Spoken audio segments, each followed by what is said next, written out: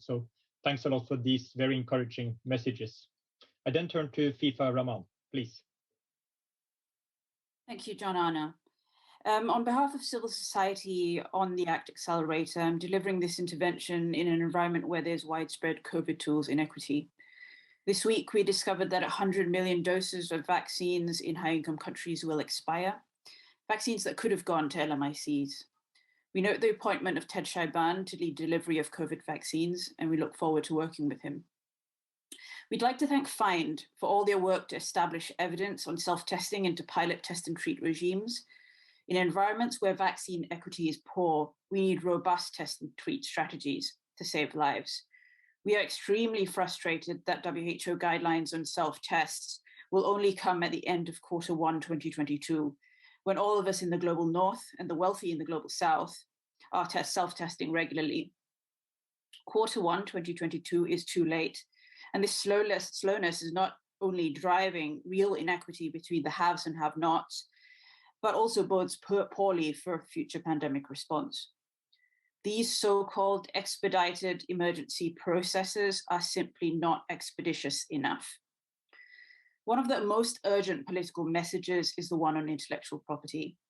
We were pleased to hear at Africa CDC's stakeholder engagement meeting this week from His Excellency Wamkele Mene, who said that an appropriate IP agenda is needed to service Africa's public health needs. We also agree with Dr. Nkegasong's comments at that meeting, who said that if we wait for vaccines at the rate they're coming now, we will be wiped out, and that they are defining the terms of our survival. Based on this, we call upon the United States and the EU to invest urgent political capital in advancing work on textual negotiations on the TRIPS waiver. The stagnancy on this cannot stand.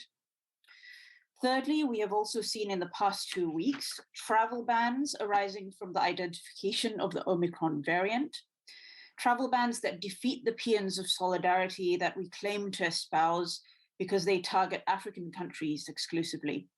In Mia Malan's article this week in the Daily Maverick, we saw how the team that identified Omicron was unable to get the shipments of chemicals required to detect the variant due to the travel ban. We echo the words of President Masisi of Botswana, that these travel bans are demeaning, degrading, and they espouse neo-imperialist thinking. Many of the leaders of the countries establishing travel bans have in the past claimed that Black Lives Matter.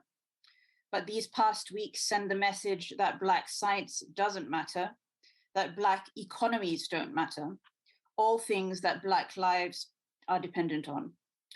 There's a term for this, performative allyship.